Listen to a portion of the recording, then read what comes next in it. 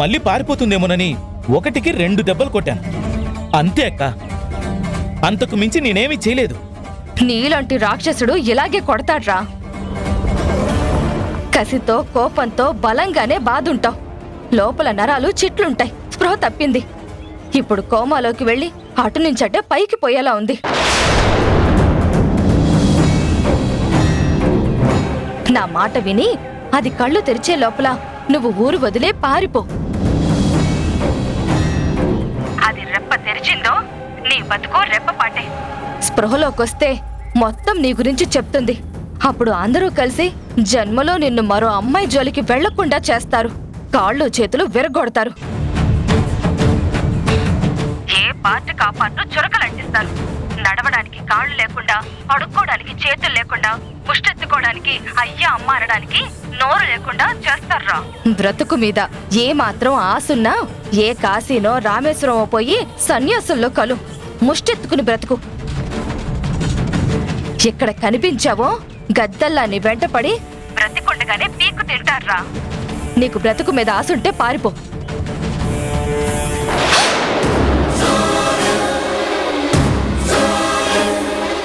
ఏంటి, ఎవరితోనో దూరంగా వచ్చి ఫోన్లో మాట్లాడుతున్నావు? ఎవరు వినకూడదా? అంత వినకూడని మాటలు ఎవరితో పర్సనల్ గా మాట్లాడుతున్నావు? అమ్మయ్యా, వెళ్ళలేదనుకుంటా. ఫోన్లోనా? ఎవరో తెలిసిన వాళ్ళు ఫోన్ చేస్తే హాస్పిటల్కి వచ్చానని చెప్పాను, అంతే. ఓ,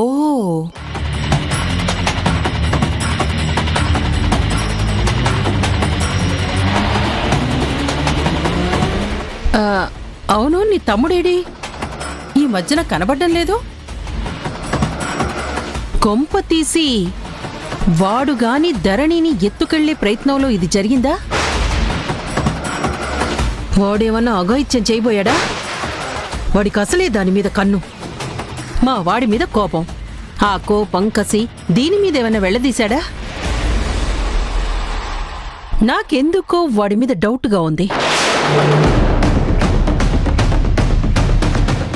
లేదు లేదు, వాడసలు 2-3 రోజుల నుంచి ఊళ్ళోనే లేడు. వాడికి అంత ధైర్యం ఎక్కడిది చెప్పు? ధరణి అంటే ఇష్టం కానీ మరీ అంత వేధించే మనిషి కాదు. పైగా ఒకసారి తప్పు చేశాడు, బాగా మందలించాం కదా, గడ్డి పెట్టి పంపించాం. అప్పటి నుంచి కాస్త బుద్ధిగా ఉంటున్నాడు. పైగా నీ దగ్గర వాడు తాళి కట్టడానికి వచ్చినప్పటి వీడియో ఉంది కదా, దాన్ని పెద్ద పోలీస్ ఆఫీసర్కి చూపిస్తానన్నావు. పైగా ఆ ఆఫీసరు నీ ఫ్రెండ్ అని చెప్పావు. ఆ భయం వాడి గుండెల నిండా ఉంది. అందుకే వాడసలు ఈ మధ్య ఇంటివైపు కూడా రావడం మానేశాడనుకో. ధరణి మీద ఎంత ప్రేమున్నా వాడు చంపుకున్నాడు. ఇక నాకు దక్కని దాని గురించి నేనెందుకు ఆలోచించడం అని వాడి మధ్య భక్తి పారవస్యంలో మునిగిపోయాడు. ఎప్పుడు దేవుడు, భజన, పూజలు అంటూ తిరుగుతున్నాడు. వాడికి అసలు ఇప్పుడు ప్రేమ, పెళ్లి, అమ్మాయిలు అనే ఆలోచనే లేదు. భగవద్ధ్యానంలోనే ఉండిపోతున్నాడు.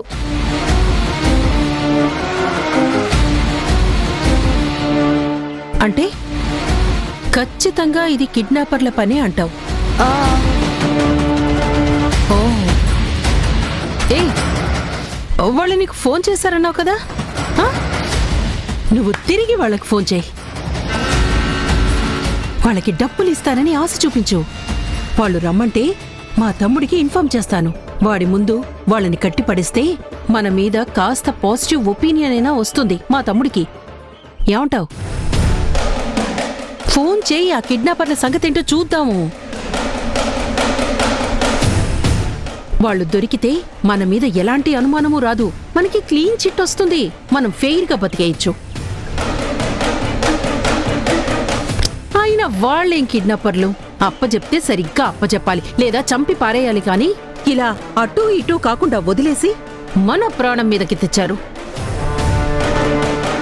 సగం పని దరిద్రులా ఉన్నారు. ఛ!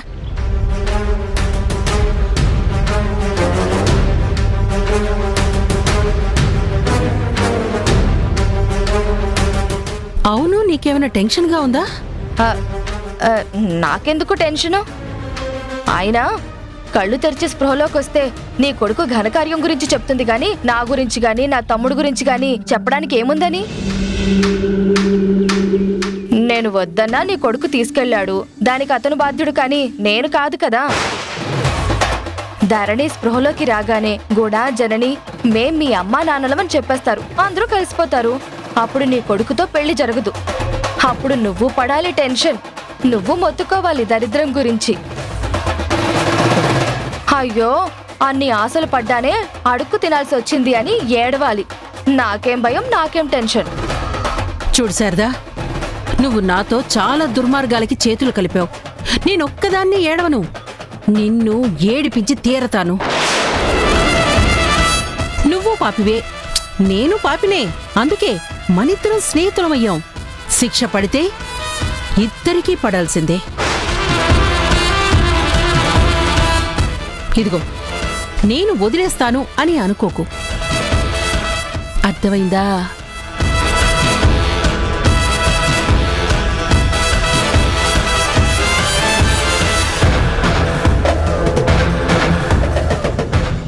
అవును, జనని ఎంతైనా ధరణి తల్లి కదా, తన ప్రేమతో అయినా కాపాడుకుంటుంది, శతవిధాలా పోరాడుతుంది. దేవుడికి కూడా ఎదురు తిరిగి తన బిడ్డ ప్రాణాలు దక్కించుకుంటుంది. అవును కదా, డాక్టర్గా వీడు 50-50 ఛాన్సెసే ఉన్నాయి అంటున్నాడు.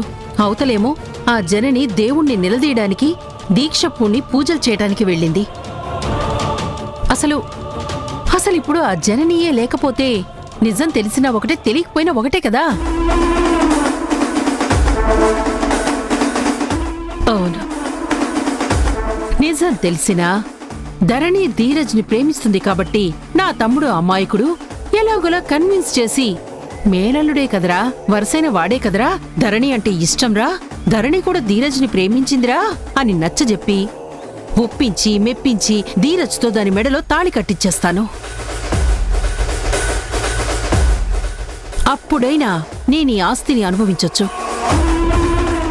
అత్తగా ధరణి మీద పెత్తనం చెయ్యొచ్చు.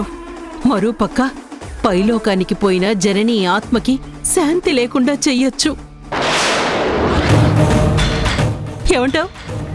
మరి ఇంత దుర్మార్గపు ఆలోచనలు వస్తున్నాయేంటి నీకు? ఎంతమందిని చంపాలని డిసైడ్ అయ్యావు?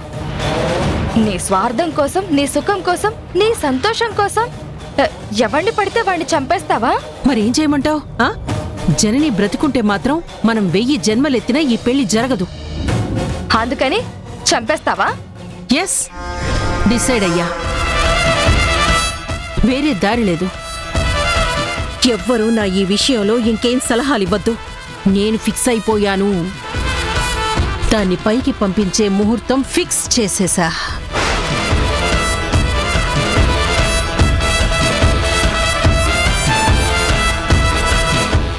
జననిని ఇక బతకనివ్వను.